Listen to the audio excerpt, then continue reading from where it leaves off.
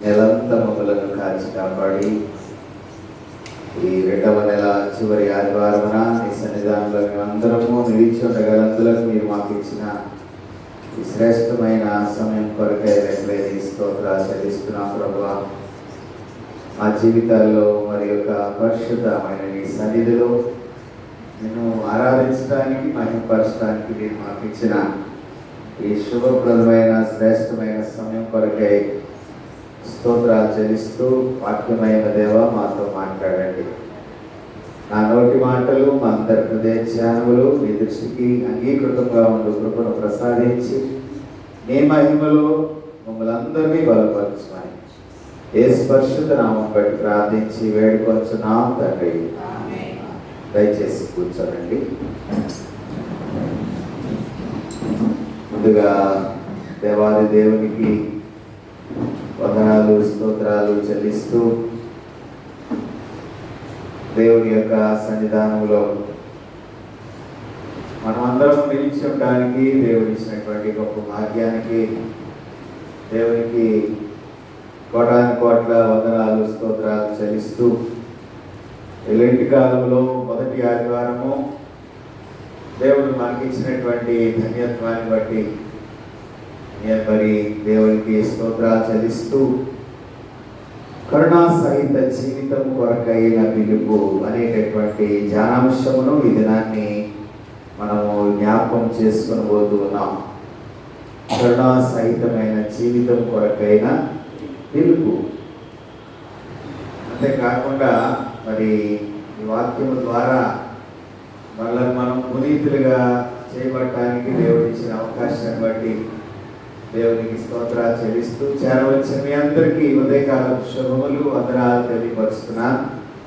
దేవుని యొక్క అత్యంత కృపలో ఈ దినము మనం చదువుకున్నటువంటి వాక్య పఠనాలు రూతు గ్రంథం 2వ అధ్యాయము 4వ వచనం నుంచి 20వ వచనం వరకు మొదటి పాఠంగా, ఎఫెసీ పత్రిక 4వ అధ్యాయం 25 నుంచి 32 వరకు 2వ పాఠంగా,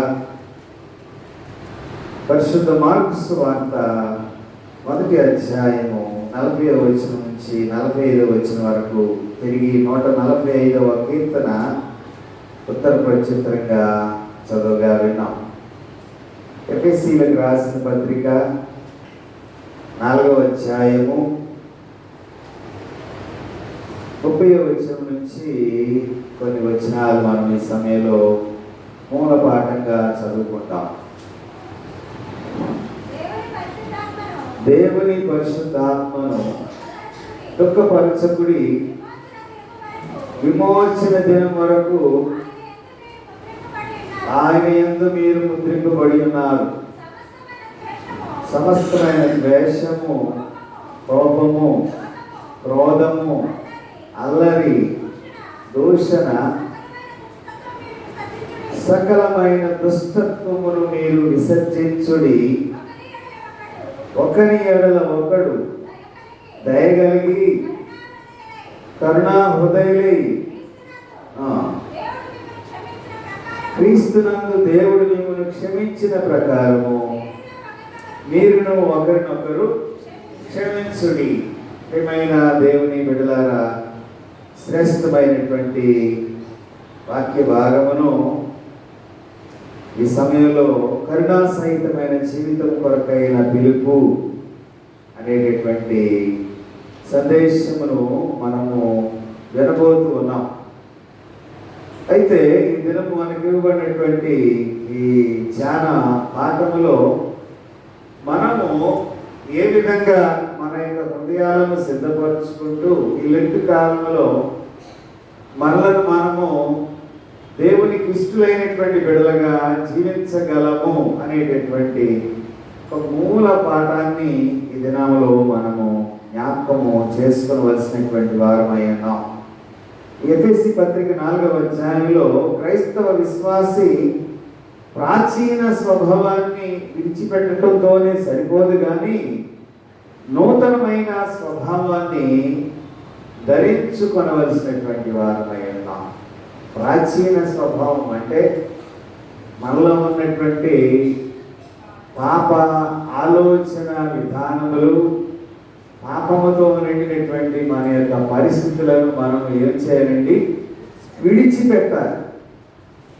లేని ఎడల మళ్ళా మనం పాత ప్రాచీన స్వభావం వైపే మన మనస్సు లాగేటటువంటి ప్రమాదం ఉంటుందని, నూతనమైనటువంటి స్వభావమును ధరించుటకు విశ్వాసి అవలంబించవలసినటువంటి కొన్ని విషయాలు ఇక్కడ మరి పౌలు భక్తుడు ఎఫెసీ సంఘానికి జ్ఞాపకం చేస్తున్నాడు.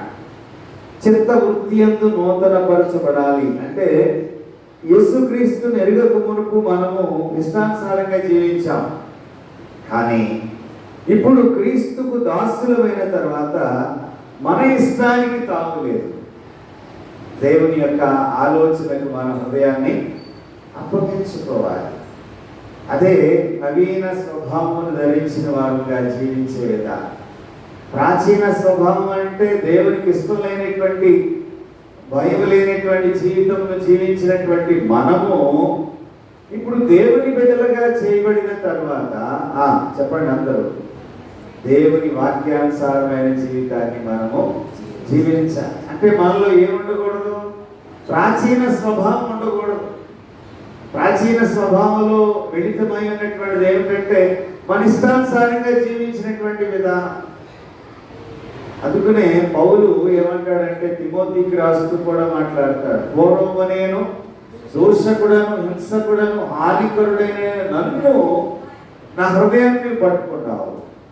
కాబట్టి ఆ ప్రాచీన స్వభావం ఇప్పుడు నాలో లేదు.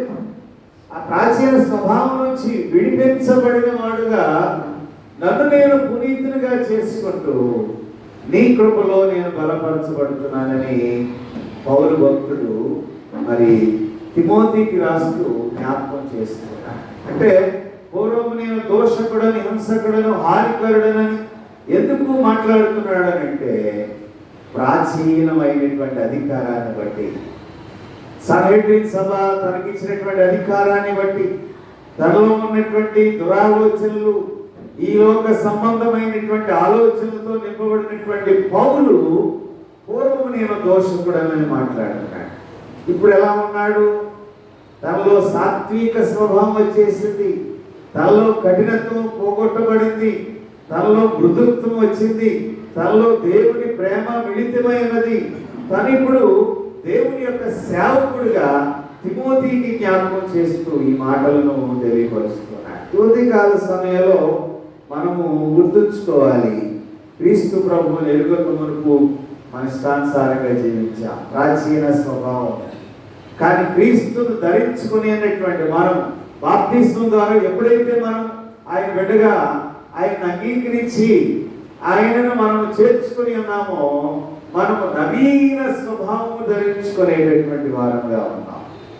నవీన స్వభావం అంటే మన ఫ్యాషన్స్ కాదు, మన మోడలింగ్ కాదు, మన యొక్క విధి విధానాలు కాదు, లేకపోతే మనకున్నటువంటి ఆస్తిపాస్తులను బట్టి, మన స్థితిగతులను బట్టి మనం మరి జీవించే విధానం కాదు, కానీ హృదయంలో కలిగి ఉండేటటువంటి మార్పు ద్వారా ప్రభువుకు మహిమకరంగా జీవించగలిగేటటువంటి ధన్యత్వం మనం కలిగి ఉండాలి. అంటే లెంటి కాలంలో మొదటి ఆదివారం మనం ఏం నేర్చుకోవాలంటే కరుణా సహితమైన జీవిత విధానం అవలంబించే వారంగా దేవుని స్తోత్రం, హల్లెలూయా. మనమందరం ఆ విధంగా ఉండటానికి తీర్మానం చేసుకున్నాం. ఈ లెంటులో మనల్ని మనం తగ్గించుకోవాలి, మనకున్నటువంటి కోపాన్ని తగ్గించుకోవాలి, మనకున్నటువంటి హృదయ ఆలోచనలు తగ్గించుకోవాలి, మనకున్నటువంటి లోక సంబంధమైన వాటి కూడా మనం ప్రయాణం చేయకుండా మనలను మనం తగ్గించుకునేటటువంటి వారంగా ఉంటారు. ఎంతవరకు మనం ఉండగలుగుతున్నాం అనేటటువంటిది వాక్యము ద్వారా మనము పరిశీలన చేసుకోవలసినటువంటి వారమై ఉన్నాం. కాబట్టి అలా ఉండటానికి మనం రెండు విధానాలు కలిగి ఉండాలి. ఒకటి, ప్రభువుకు ఆయన చిత్తానికి నీ హృదయం అప్పగించాలి. మనం ప్రార్థన చేస్తాం ఏమని? నీ చిత్తం పరలోకమందు నెరవేరినట్లు భూలోకమందు నెరవేరు కాదు, కానీ యాంత్రికంగా ప్రార్థన చేస్తాం. కానీ ఆయన చిత్తాన్ని ఎంతవరకు మనం నెరవేర్చగలిగేటటువంటి వారంగా ఉండగలుగుతున్నాం. మరి ఒక తమిళియన్ భక్తుడు ఈ పాట మరి రాస్తున్నాడు, ఈ పాట పాడుతూ రాస్తున్నాడు. ఇది మీలో కొంతమందికి వచ్చి ఉండవచ్చు అనుకున్నా నేను. అంకితం నీకే దేవా అందుకోవయ్యా, అంకితం నీకే దేవా అందుకోవయ్యా, అంకితం ప్రభో. దుర్మార్గులు నిన్ను దూషించినను, దుఃఖము కలిగినను, కరుణను నొసగి కాచిన దేవా,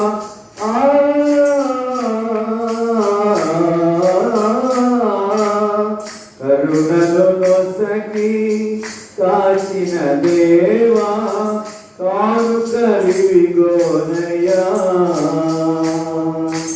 అంకితం నీకే దేవా అందుకోవయ్యా,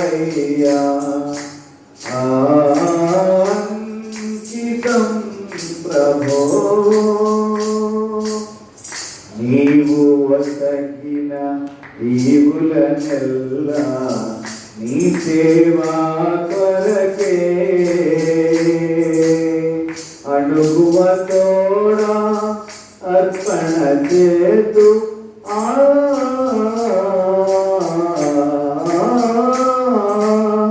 అణుగువ తోడా అర్పణ చేతు, అల్పులగాంతుమయా, అంకితం నీకే దేవా అందుకోవయ్యా, అంకితం ప్రభో. భక్తుడి మాటలో ఆత్మీయంగా నా జీవితంలో మరి నేను శారీరకంగా ఎన్నో సంపాదించాను, కానీ నా దగ్గర నుంచి తీసివేయవలసినవి చాలా ఉన్నాయి. ఆత్మీయంగా నీ కృపతో నన్ను బలపరచు ప్రభు అని మరి పాటలోని ఆంతర్యాన్ని తెలియపరుస్తున్నాను. రెండవ విషయం ఏమైనదంటే, మన ప్రాచీన స్వభావాన్ని విడిచిపెట్టి నూతనత్వాన్ని ధరించుకోవాలి. రెండవ విషయం ఏమిటంటే నీతి కలిగి ఉండాలి. నీతి అనేది ఎక్కడి నుంచి వస్తుంది? పెదవులతో వచ్చే నీతి కాదు, హృదయంలో నుంచి వచ్చే నీతి. యథార్థత, నమ్మకము, వాక్యానుసారమైన జీవితము. మనం ఒక మాట చెప్పి వేరొక మాటలో మనం నడిచేటటువంటి విధి విధానాలు కాదు నీతి అంటే. నీతి అంటే మనము మాదిరిని చూపించేటటువంటి ఒక మార్గము. ఈ లోకంలో మనము క్రీస్తు బిడ్డగా జీవిస్తున్నప్పుడు నీ నీతి ఎలా ఉండాలనంటే దేవుని దృష్టిలో అది మురికి గుడ్డలుగా ఉంటుంది మానవ జీవిత విధానంలో నీతి.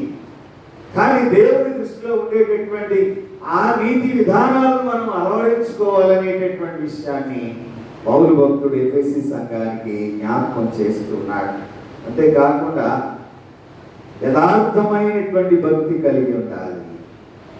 యథార్థమైనటువంటి భక్తి కలిగి ఉండాలి అంటే పైకి భక్తి కలిగి ఉండి లోపల భక్తిహీనులమై ఉంటే అది యథార్థమైన భక్తి విధానం కాదు.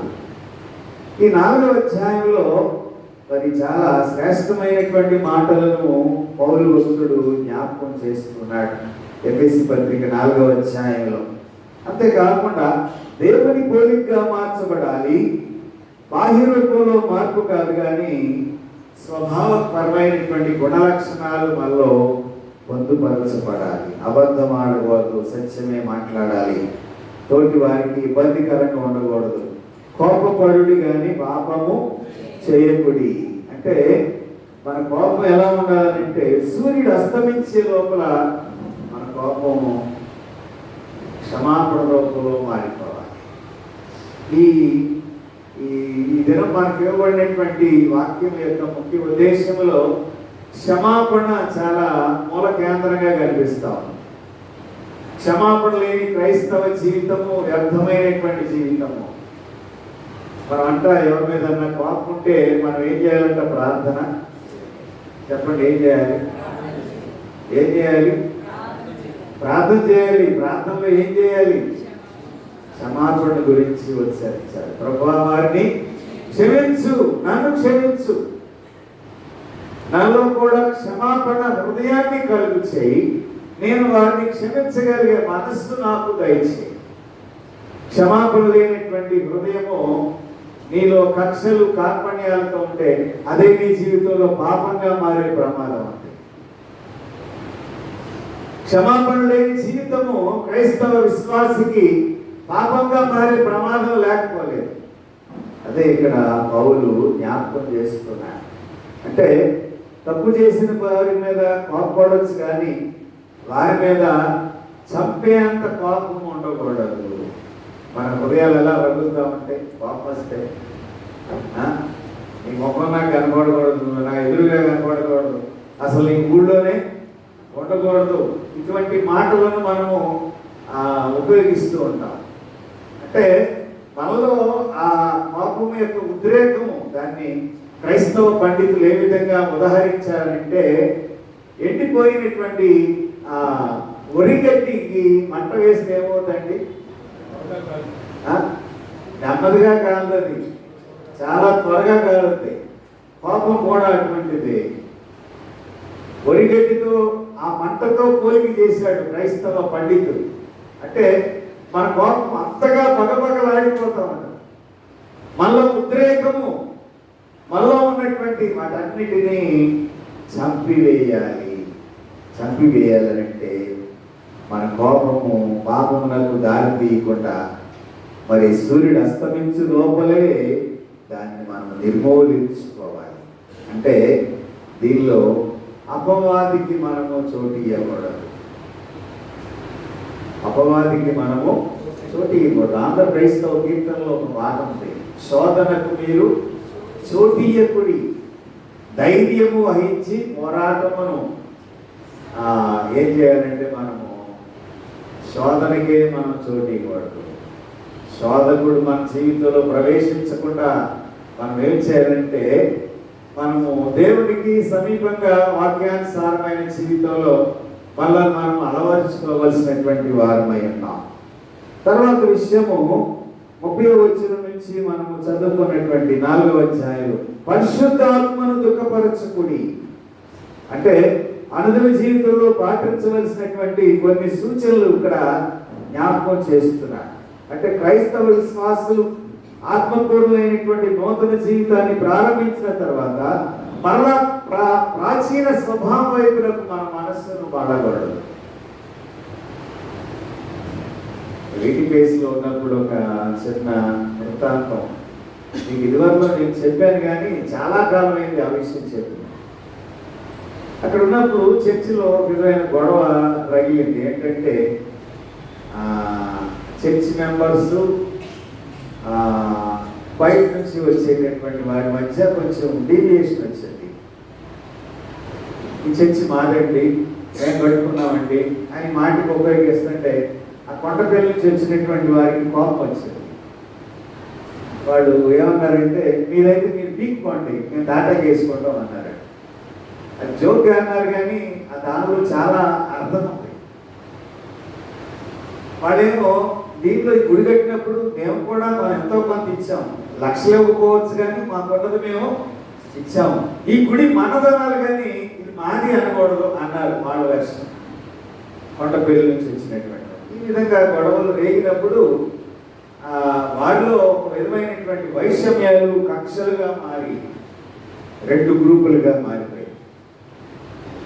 ఇది ఎప్పటి నుంచో రగులుతున్నటువంటి సమస్య, ఇప్పుడు వచ్చింది కాదు ఇది. ఎందుకనంటే ఎంప్లాయీస్, నాన్ ఎంప్లాయీస్, ఉద్యోగస్తులు, ఉద్యోగం కానివారు, బయట నుంచి వచ్చేవారు, ఈ విధమైనటువంటి డీవియేషన్లో వారి మధ్య ఈ గొడవలు వచ్చినప్పుడు నేను ఎలా నడిపించాలో నాకు అర్థం కాదు. నేను ప్రభు దగ్గర ఒకటే ప్రార్థన చేస్తున్నా, ప్రభువా వీరిని ఐక్యపరచు, సమాధానపరచు, నెమ్మదిపరచు, వీరిని సంఘములో ఒకటిగా చేయి ప్రభు అని ప్రార్థన చేస్తూ ఉంటే, అదే సమయంలో సంఘంలో ఈ సంవత్సరానికి ఒకసారి పసుపు బుధవారానికి ముందుగా 3 రోజులు మరి పబ్లిక్ మీటింగ్స్ పెట్టాలి. ఆ సంఘంలో ఒక ఆనవాయితీ. చర్చి ఫండింగ్ అంతా ఎంప్లాయీస్ దగ్గర ఉంది. ఇప్పుడు రెండుగా డివియేట్ అయిపోయింది కాబట్టి వాళ్ళ డబ్బులు చర్చి కోసమే ఉపయోగించట్లే. ఈ నాన్ ఎంప్లాయీస్గా ఉన్నటువంటి వారు ఒక పక్షంగా వాళ్ళు ఒక పక్షంగా ఉన్నారు. నాకేం చేయాలి అర్థం కాక ఒక ఆదివారం నేను మామూలుగా యాదృచ్ఛికంగా నేను ఆరాధన చేసేస్తూ నాకు మరి ఏదైనా నడిపించాలంటే నాకు ఒక ఇద్దరు లీడర్స్ కావాలి. మీ వైపు నుంచి ఒక ఇద్దరు, మీ వైపు నుంచి ఒక ఇద్దరు లీడర్స్ని నాకు సంఘం ఇవ్వండి అని అన్నప్పుడు వారిలో వారు నిర్ణయించుకుని అటు వచ్చి నా ముందు నిలబడ్డారు. వారిని లీడర్స్గా ప్రకటించి ఇక్కడ నుంచి ఈ యొక్క కమిటీ ద్వారా ఈ నలుగురు ద్వారా ఈ సంఘాన్ని నడిపించాలని ఆ సంఘంలో నిర్ణయించడం జరిగింది. కానీ ఫండింగ్ అయితే బయటికి ఇవ్వట్లే, డబ్బులు ఇవ్వట్లే. ఇప్పుడు ఎలా నడిపించాలి? 3 రోజులు సభలు జరగాలి. నేనేం చేయాలి నాకు అర్థం కావట్లేదు. మీటింగ్స్ పాంప్లెట్ వేయించుకుని వచ్చా. ఈ పాంప్లెట్ తీసుకుని వెళ్ళి ఎంప్లాయీస్ CEO దగ్గర నిలబడ్డారు. CEO దగ్గర నిలబడి ఇదిగోండి మాస్టర్ గారు మీటింగ్స్ నడిపించేస్తున్నాడు, ఆయన ఇష్టానుసారంగా చేస్తున్నాడని వాళ్ళు కంప్లైంట్ ఇచ్చారు. ఆ మీటింగ్ పేపర్ అంతా వాళ్ళు వెతికారు, ఎక్కడ నేను దొరుకుతానా అని వెతికారు. అడుగు భాగంలో నా పేరు వేయలే. నేనేం చేశానంటే BTPS CSI సంఘం అని పేరు వేశాను. ఒకవేళ నా పేరు వేస్తే నన్ను దోషిగా నిలబెట్టాలని వారి ప్రయత్నం, వారి తాపత్రయం. కానీ దానిలో ఎక్కడ కూడా నా పేరు కానీ నా ప్రమేయం కానీ లేకుండా సంఘం పేరు వేయటం వల్ల వాడు ఏం చేయలేకపోయారు. సరే వాళ్ళు పాపం వాడు చెప్పాల్సిందంతా చెప్పారు, వచ్చారు. ఎలా చేస్తాడో చూద్దాం, అయ్యగారు మీటింగ్లు ఎలా చేస్తాడో చూద్దామని వాళ్ళు కొంచెం గుర్రుగా ఉన్నారు. ఈలోగా సభలు ప్రారంభం అవడానికి ఒక 2 రోజుల సమయం ఉండగా ఒక పెద్దవాడు నా దగ్గరికి వచ్చి అయ్యా మా అబ్బాయి పెళ్లి చేయాలి కాబట్టి మా కుటుంబం తరఫున 5,000 రూపాయలు నేను కానుక ఇస్తున్నానంటే ఆవిడ నా చేతులు పెట్టి నా హృదయము పట్టరానంత సంతోషంతో నిండిపోయింది. ఆ 5,000తో మొదలుపెట్టి ఎప్పుడు సంగతి అనుకుంటున్నారు? 1997 సంవత్సరంలో జరిగిన సంఘటన. 30,000 రూపాయలు ఖర్చు పెట్టి సభలను విజయవంతంగా ముగించగలిగారు. ఇది ఎవరి పని? అందరూ చెప్పాలి, ఎవరి పని? దేవుడు జరిగించే పనులు అలా ఉంటాయి. మన హృదయము నిష్కలంకంగా నిర్మలంగా ఉండి దేవుడి మీద ఆధారపడినప్పుడు దేవుడు జరిగిస్తాడు ఆ పనులని. వాళ్ళు అనుకున్నారు డబ్బులు మా దగ్గర ఉన్నాయి కదా, ఈయన ఎలా చేస్తాడు అనుకున్నారు. చేసేది నేను కాదు, ఎవరో మన వెనకున్న దేవుడు నడిపిస్తాడు. దేవుని స్తోత్రం, హల్లెలూయా. ఇక్కడ కూడా మనము గమనించగలిగినట్లయితే పరిశుద్ధాత్మను దుఃఖపరచుకుని, పరిశుద్ధాత్మ మనల్ని బలపరుస్తుంది, పరిశుద్ధాత్మ మన హృదయాలను మరి ప్రేరేపిస్తుంది, పరిశుద్ధాత్మ మన జీవితంలో కార్యాలు చేస్తుంది, పరిశుద్ధాత్ముడు మన జీవితంలో మరి ఎన్నెన్నో గొప్ప కార్యాలు జరిగిస్తాడు. పరిశుద్ధాత్ముడు మన పాపాలని ఒప్పుకునేటటువంటిగా కూడా చేయగల సమర్థుడు. కాబట్టి మనము దేవుని బిడ్డలుగా జీవించాలంటే ఈ లోకంలో మనం జీవించవలసినటువంటి విధానము లోకస్తుల్లో ఉండేటటువంటిది ఏమిటంటే ద్వేషము, కోపము, క్రోధము, అల్లరితో కూడినటువంటి ఆటపాటలు, ఇవన్నీ పరిశుద్ధాత్మను దుఃఖపరిచే విధంగా ఉండేటటువంటివిగా మన జీవితంలో కనిపిస్తుంది. కానీ పరిశుద్ధాత్మను మనము దుఃఖపరచకూడదు. అందుకు నేను మనం చదువుకున్నటువంటి ఈ ధ్యాన పాఠములో సమస్తమైన ద్వేషము, కోపము, క్రోధము, అల్లరి, దోషణ, సకలమైన దుష్టత్వము మీరు విసర్జించుడి. ఒకని ఎడల ఒకడు దయగలిగి కరుణా హృదయము కలిగి క్రీస్తునందు దేవుడు మిమ్మను క్షమించిన ప్రకారము మీరును ఒకరినొకరు క్షమించుడి. క్షమా, దయా, కటాక్షము అనేటటువంటిది దేవుడు మనకిచ్చినటువంటి గొప్ప అభయంగా మనము జ్ఞాపకము చేసుకోవలసినటువంటి వారమైన రూతు గ్రంథం మనం చదువుకున్నాం. రూతు గ్రంథం మనం చదువుకున్నాం. రూతు గ్రంథం 2వ అధ్యాయం 4 నుంచి 20 వచనాలు మనం చదువుకున్నాం. రూతు గ్రంథము ఒక ప్రేమ గాథకు, భక్తికి, విమోచనకు నిదర్శనంగా కనిపించే గ్రంథము రూతు గ్రంథం. ఈ రూతు గ్రంథంలో ఇశ్రాయేలు యొక్క దేవుడి ఎడల వారు అవిధేయత స్థితిలో ఉన్నప్పుడు మోయాబీరాలైనటువంటి అన్య స్త్రీ దేవుని యందు ఒక అచంచల విశ్వాసాన్ని బట్టి ఆమె పేరు మీద ఒక గ్రంథమే రాయగలిగింది. ఆ గ్రంథం పేరే రూతు గ్రంథం. రూతు మరి హెబ్రీ పదములకు రూతు అనేటటువంటి పదము ఒక ప్రత్యేకత కనిపించే గ్రంథంగా జ్ఞాపకం చేయబడుతుంది. అంటే మరి రూతు అంటే రీత్ అనేటటువంటి హిబ్రూ పదంలో మరి తెలుగు అర్థం ఏమిటంటే స్నేహము. స్నేహము. ఈమె మోయాబీరాలు. మోయాబీరాలు ఎవరో చెప్పండి. బైబిల్ గ్రంథంలో మోయాబీలు ఎక్కడి నుంచి వచ్చారు? అమ్మగారు చెప్పకూడదు, మిగతా వారు చెప్పండి. ఎవరు చెప్పింది? మంచిదమ్మా, చాలా. లోతు కుటుంబం నుంచి వచ్చినటువంటి వారు మోయాబీయులు.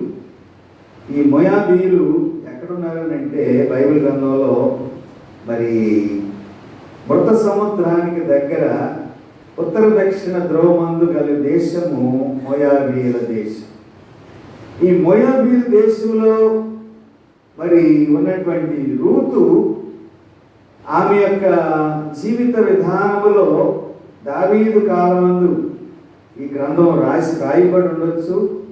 రూతు గ్రంథాన్ని గురించి న్యాయాధిపతులు ఏరినటువంటి కాలంలో రూతు గ్రంథం 1వ అధ్యాయం 1వ వచనంలో మరి వ్రాయబడినట్లుగా ఈ గ్రంథం యొక్క విషయ సూచన తెలియపరచబడతా ఉంది. 4వ అధ్యాయంలో మర్యాదపూర్వకమైనటువంటి ఆచారం విధానము ఇక్కడ మనకి స్పష్టంగా ఈ 4వ అధ్యాయంలో కనిపిస్తా ఉంది. మరి రూతు గ్రంథాన్ని గురించి మనందరికీ తెలుసు. రూతు గ్రంథము మరి యేసుక్రీస్తు ప్రభు వారి వంశావళికి మూల కేంద్రంగా రూతు మనకు కనిపిస్తా ఉన్నది. అంతేకాకుండా ఈ మూల వాక్కులు మనము గమనించగలిగినట్లయితే 4వ అధ్యాయంలో ఆమె విధవరాలుగా ఉంది, వివాహితగా ఉన్నది, ఆమె దరిద్రమైనటువంటి స్థితిలో ఉంది. ఇప్పుడు బోయాజును వివాహం చేసుకోవడం ద్వారా ఆమె ధనవంతురాలుగా మారిపోయింది. ఇక్కడ రూతులో ఉన్నటువంటి ఒక ప్రత్యేకమైన పరిస్థితిని తన అత్త ఎడల ప్రేమ కలిగి ఉన్నది, తను చేసుకోబోయేటటువంటి భర్త ఎడల విధేయతరాలుగా ఉన్నట్లుగా మనము ఈ 4వ అధ్యాయంలో మనం చూస్తూ ఉన్నాం. అంటే తనలో ఉన్నటువంటి విధేయత ఎలాగా చూపించగలిగిందని అంటే నీ జనమే నా జనము, నీ ప్రజలే నా ప్రజలు. అంటే పట్టుకొని విడవకుండా అత్తను ప్రేరేపించినటువంటి ఒక ప్రత్యేకమైన స్థితిని రూతు ఇక్కడ అవలంబించినట్లుగా మనం చూస్తా ఉన్నాం. నయోమి భర్త ఎలీమెలెకు బంధువు బోయజు అనేటటువంటి విషయాన్ని ఈ 2వ అధ్యాయంలో మనం చూస్తా ఉన్నాం. నయోమి భర్త ఎలీమెలెకు బంధువు బోయజు. అతను చాలా ఆస్తిపరుడు. అంతేకాకుండా వ్యవసాయ భూములన్నీ ఉన్న వ్యక్తి.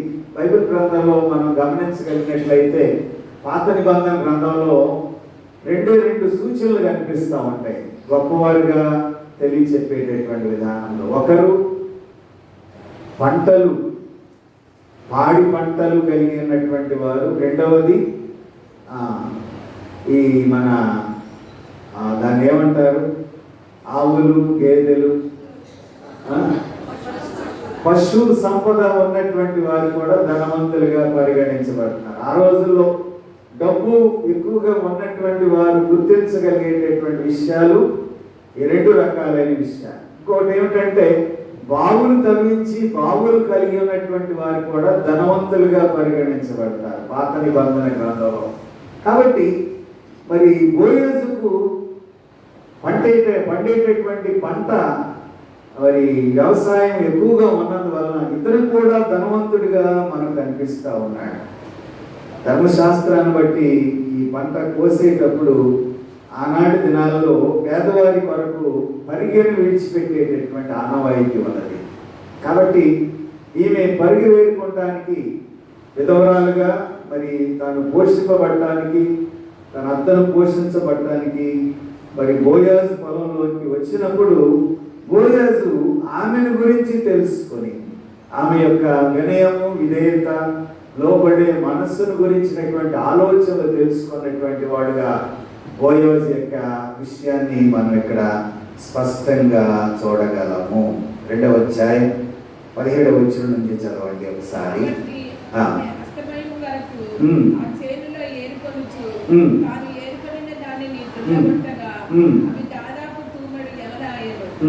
వాటిని ఎత్తుకొని ఊరిలోనికి వచ్చినప్పుడు ఆమె అత్త ఆమె ఏరుకొనిన వాటిని చూచెను. ఆమె తిని తృప్తి పొందిన తర్వాత తాను మిగిల్చిన దానిని చూపించి ఆమెకి ఇచ్చెను. అంతటా ఆమె అత్త ఆమెతో, నేడు నీవెక్కడ ఏరుకొంటివి, ఎక్కడ పని చేసితివి, నీ అందు లక్ష్యముంచిన వాడు దీవింపబడును గాక అనగా ఆమె తాను ఎవరి యొద్ద పని చేసెనో అది తన అత్తకు తెలియచెప్పి, ఎవరి యొద్ద నేను పని చేసితినో అతని పేరు బోయజు అన్నాడు. నయమి బ్రతికి ఉన్న వారికి చచ్చిన వారికి ఉపకారం చేయటం మానని ఇతడు యెహోవా చేత ఆశీర్వదింపబడును గాక అని తన తోడలితో అనెను. చాలండి. ఇక్కడ రూతు బోయజు చేసిన సహాయాన్ని నయోమి తన అత్తగారికి తెలియచెప్పినప్పుడు వారి మధ్య ఉన్నటువంటి ఒక సంభాషణ ఇక్కడ మనము స్పష్టంగా చూడగలుగుతున్నాం. అంటే బోయాజు పొలంలోనే పరిగి ఏరుకోమని సలహా ఇచ్చింది అత్త. మరి బోయాజు కూడా తన స్థితిగతులన్నీ తెలుసుకొని ఆమెను ప్రేమించి ఆమెకు సహాయం చేసి చివరికి ఆమెని వివాహం చేసుకునేటటువంటి స్థితిని ఇక్కడ మనము స్పష్టంగా జ్ఞాపకం చేసుకుంటూ ఉన్నాం. అంటే ఈ రూతు గ్రంథం ద్వారా మనకు అర్థమయ్యేటటువంటి విషయం ఏమిటంటే కరుణా సహిత జీవితం కొరకైనటువంటి దేవుని యొక్క పిలుపును కలిగి ఉన్నటువంటి బోయాజు హృదయం మనకి ఇక్కడ కనిపిస్తారు. అంటే క్రీస్తు ప్రేమను కలిగి ఉన్నటువంటి స్థితిగతులు ఇక్కడ బోయాజు కలిగి ఉన్నాడు. ఈ లెంట్ కాలంలో ఉపవాస కాలంలో మరి కొన్ని విషయాలు మనం గుర్తు చేసుకోవాలి. ఉపవాసము మన యొక్క స్వబుద్ధికి మంచిది, మనల్ని మనం తగ్గించుకునే స్థితిలోనికి నడిపిస్తుంది. ఉపవాసం మన యొక్క చెడు అలవాట్లకు బానిస కాకుండా నడిపిస్తుంది. అంతేకాకుండా ఉపవాసం అనేటటువంటిది మరి మన జీవితంలో మనల్ని మనం తగ్గించుకునేటటువంటి స్వభావాన్ని కలుగజేస్తుంది. ఉపవాసం ఉండటం వల్ల ఆరోగ్యానికి కూడా చాలా మంచిది. ఉపవాసం ఉండటం వల్ల మనల్ని మనము తగ్గించుకునేటటువంటి కాలంలో కొన్ని పరిస్థితులు ఉపవాస కాలంలో మనం కలిగి ఉంటాం. కాబట్టి బైబిల్ గ్రంథంలో మరి ఈ ఉపవాస కాలం క్రీస్తు శకము 311వ సంవత్సరంలో ఆనాటి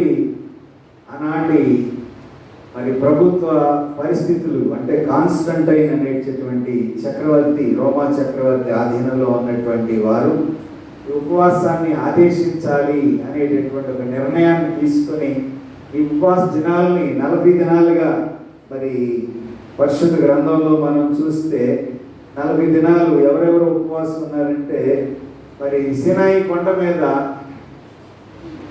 దశాజ్ఞల కొరకు మోసే 40 దినాలు ఉపవాసం ఉన్నారు. అలాగే యేసుక్రీస్తు ప్రభు వారు కూడా సేవ ప్రారంభ దినాల్లో 40 దినాలు ఉపవాసం ఉన్నారు. నోవాహు దినాల్లో వర్షం ఎన్ని రోజులు కురిసిందండి? 40 రోజులు. ఈ విధంగా మనము సైంటిఫికల్గా బైబిల్ ప్రకారంగా జ్ఞాపకం చేసుకుంటున్నప్పుడు ఈ 40 అనేటటువంటి దానికి చాలా ప్రత్యేకత ఉన్నట్లుగా మరి మనము జ్ఞాపకం చేసుకోవలసినటువంటి వారమై ఉన్నాం. అయితే మరి మనము గమనించవలసినటువంటి మరి యొక్క పాఠ్య భాగము మరి మార్కు సువార్త మొదటి అధ్యాయము 40వ వచనం నుంచి 45వ వచనం వరకు. యేసుక్రీస్తు ప్రభువారు కుష్టి రోగుని శుద్ధి చేశారు. లేవి కాండంలో తెలియచెప్పినటువంటి విషయ ప్రకారంగా మనం చూస్తే కుష్టు రోగం అనేటటువంటిది జనసంచారంలో ఉండేటటువంటి రోగము. ఎక్కడ ఉండాలి? ఊరు వెలుపల ఉండాలి, సమాధుల్లో ఉండాలి. వారి ఊళ్ళోకి రావాలంటే కేకలు పెడుతూ రావాలి. ఇవన్నీ లేవి కాండంలో ఓల్డ్ టెస్టిమెంటల్ మరి లో ఉన్న విధానాలు మనకి ఎక్కువగా జ్ఞాపకం చేస్తాయి. లేవి కాండం 13-14 అధ్యాయాలు మనం చూస్తే కుష్ఠరోగాన్ని పరిశీలన చేసేటటువంటి వాడు యాజకుడు. ఆ కుష్ఠరోగం పొడలను పరిశీలన చేసి నిర్ణయించేవాడు యాజకుడు. కాబట్టి యేసుక్రీస్తు ప్రభువారు ఈ భాగంలో మనం చూస్తున్నప్పుడు యేసుక్రీస్తు ప్రభువారు అటువైపుగా వస్తున్నారని తెలిసి ఈ కుష్ఠ రోగం కలిగినటువంటి వారు యేసుక్రీస్తు ప్రభువారి దగ్గరికి వచ్చారు. ఆ రోగము ఒక విధంగా చెప్పాలంటే ఇది శారీరకమైన రోగం అయినప్పటికీ మానసికమైనటువంటి ఆందోళనతో నిలిచేటటువంటి రోగంగా కూడా పరిగణించవచ్చు అని మనం ఇక్కడ గుర్తించాలి. ఆ కుష్ఠ రోగులు వచ్చి యేసు ప్రభువారి దగ్గరికి వచ్చి మాట్లాడుతూ ఉన్నాడు. ఏమని? నీకు ఇష్టమైతే నన్ను శుద్ధినిగా చేయము, నీకు ఇష్టమైతే. ఇక్కడ మనం అర్థం చేసుకోవాల్సిన ఆత్మీయంగా సమాజానికి ఇష్టం లేదు, ఇంటి వారికి ఇష్టం లేదు, బంధువులకి ఇష్టం లేదు, ఎవరికి ఇష్టం లేనందువల్ల మీరు ఎక్కడున్నారు? ఊరు వెలుపల ఉన్నారు. కానీ ఇప్పుడు యేసు ప్రభువారి దగ్గరికి వచ్చి వారు అడిగే ఒక ప్రశ్న ఏమిటంటే, నీకు ఇష్టమైతే నన్ను శుద్ధి. యేసు ప్రభువారు ఏమంటారంటే, నాకు ఇష్టమే, నీవు శుద్ధుడవు కమ్మని చేయి చాపి ఆ రోగిని ముట్టి, అంటే తనలో ఉన్నటువంటి ఒక అచంచల విశ్వాసాన్ని ప్రభువారు గమనిస్తున్నారు. శారీరకమైనటువంటి బలహీనతను ప్రభువారు చూడటం లేదు, కానీ తనలో ఉన్నటువంటి ఒక ప్రభువు మీద ఉన్నటువంటి అచంచలమైన విశ్వాసాన్ని ప్రభు గమనిస్తూ ఉన్నారు. నాకు ఇష్టమే, నీవు శుద్ధుడవు కమ్ము. ఎవరికి ఇష్టం ఉండదండి లోకంలో? కుష్ఠరోగిని ముట్టుకోవాలంటే ఎవరికి ఇష్టం ఉండదు? ఎవరికి ఇష్టం ఉండదు.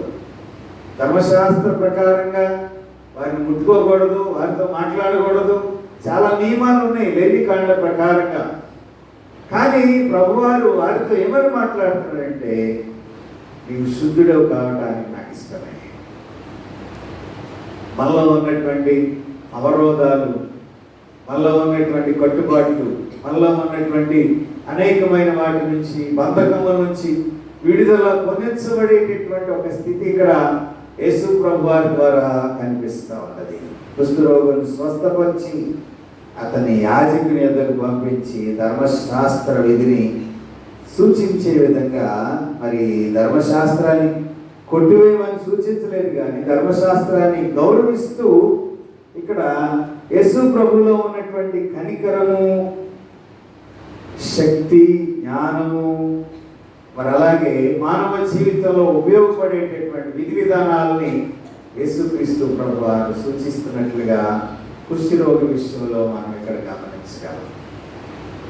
వెంటనే వెళ్ళి మీ యాజకునికి కనపరుచుకోమని చెప్పాడు. యాజకుడి దగ్గరికి వెళ్ళి కనపరుచుకున్న తర్వాత అతను వారి పాళెములోనికి నడిపించబడి ఉన్నాడు. ఇది ఈ మార్కు సువార్త 1వ అధ్యాయము 40వ వచనం నుంచి 45వ వచనం వరకు మరి ప్రభు యొక్క ఈ ప్రభు మీద ఇప్పుడు ఇక్కడ కోపం వచ్చింది. శాస్త్రులు పరిచయం కోపం వచ్చింది. ఎందుకంటే ధర్మశాస్త్రాన్ని అతిక్రమించారని కోపంతో ఊగిపోతున్నారు. కానీ వారి ఉద్దేశం ఏంటి? కుష్ఠరోగిలానే ఉండాలి, స్వస్థపరచబడకూడదు. వారు అలాగే ఉండాలి, ఊరు వెలుపులో ఉండాలి, అలాగే వారి జీవితాలు కొనసాగించాలి. మతాచారాలు, కట్టుబాట్లు మరి ఆత్మీయ స్థితిని ఆపలేవు అనేటటువంటి స్థితిని ఈ కుష్ఠరోగిని స్వస్థపరచడం ద్వారా ఇక్కడ మనము స్పష్టంగా చూడగలుగుతున్నాం. చివరిగా 145వ కీర్తన, 145వ కీర్తన. దేవుడు అందరికీ ఉపకారి, దేవుడు సర్వ మానవులకు ఉపకారి అయి ఉన్నాడు. చూడండి, మొదటి 2 వచనాలు చదువుదాం. రాజువైన నా దేవా, ఆ. నిన్ను గణపరచెదను. నీ నామమును నిత్యము స్తుతించెదను. ఆ. అనుదినము నేను నిన్ను స్తుతించెదను. నిత్యము నీ నామమును స్తుతించెదను. దావీదు దేవుని స్తుతించడానికి ఒక తీర్మానాన్ని కీర్తనలో మొదటి 2 వచనాల్లో జ్ఞాపకం చేస్తున్నాడు. తాను రాజుగా ఉండి దేవుని స్తుతిస్తూ గణపరుస్తూ దేవుని స్తుతించడానికి ఒక తీర్మానాన్ని చేస్తా ఉన్నాడు. అనుదినము నిత్యము దేవుని నామము స్తుతింపబడాలి. ఎందుకనంటే దేవుడు స్తుతికి పాత్రుడు. అంటే ఆయన స్తుతి, ఘనత, మహిమ, ప్రభావములు కలిగి ఉండేటటువంటి దేవుడుగా, తరతరాలు దేవుని క్రియలు కొనియాడదగినవిగా, స్తుతికి పాత్రుడైనటువంటి దేవుని గురించి చాలా విషయాలు ఈ కీర్తనలో రాస్తా ఉన్నాడు. ఈ 145వ కీర్తనలో తరతరాలు దేవుని యొక్క క్రియలు కొనియాడదగినవి. ఆయన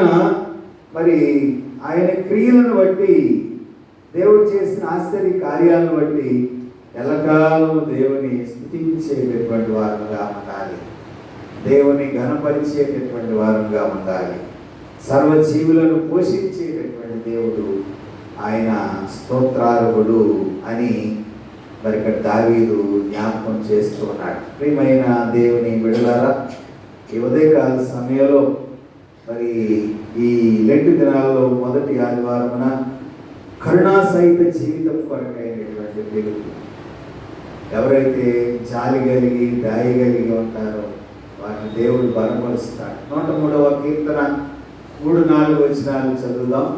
103వ కీర్తన 3-4 వచనాలు. నీ దోషములన్నిటినీ క్షమించువాడు, నీ సంకటములన్నీ కుదుర్చువాడు,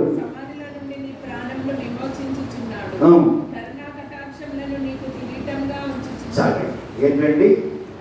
కరుణా కటాక్షములు నీకు కిరీటముగా ఉంచుతున్నాడు. కరుణ ఎలా ఉంటుంది? కటాక్షం ఎలా ఉంటుంది? కరుణ వేరు, కటాక్షం వేరు.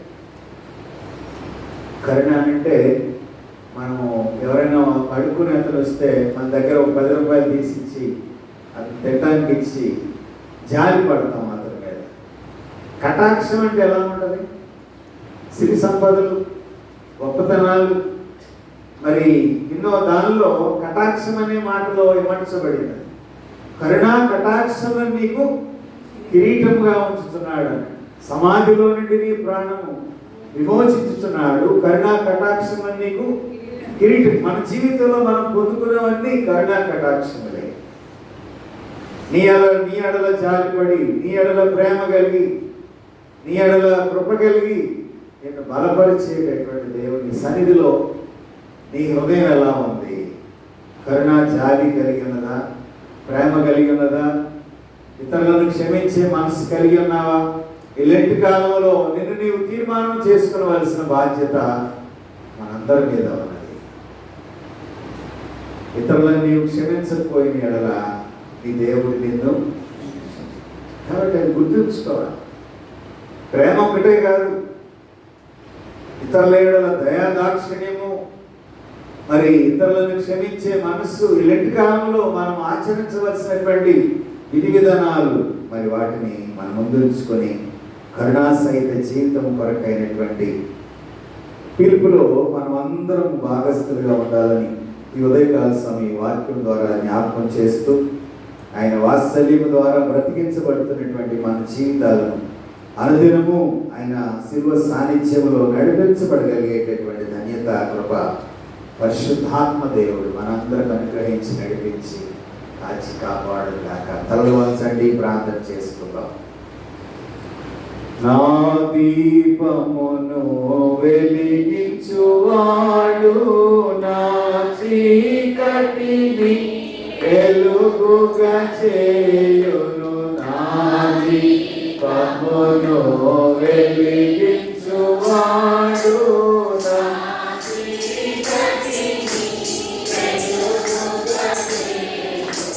జలరాశుల నుండి బలమైన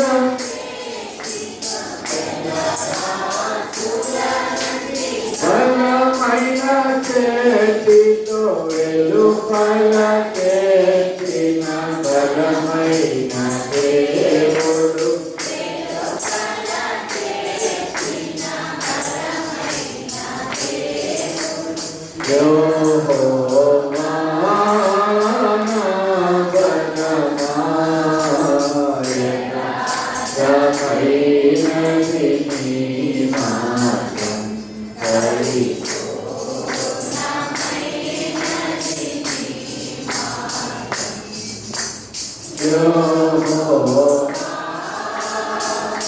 ప్రేరేపించబడిన వారు ఎవరైనా ఒక చిన్న ప్రార్థన